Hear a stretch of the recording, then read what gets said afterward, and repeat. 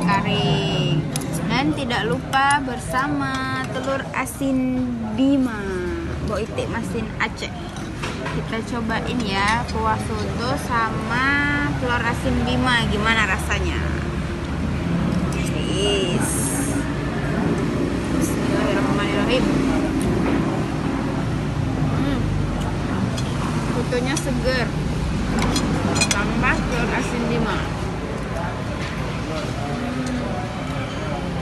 Enggak terlalu asin, jadi cocok deh. Jadi rasa sotonya nggak hilang, telur asinnya tetap terasa. Nah, jangan lupa teman-teman mau informasi tentang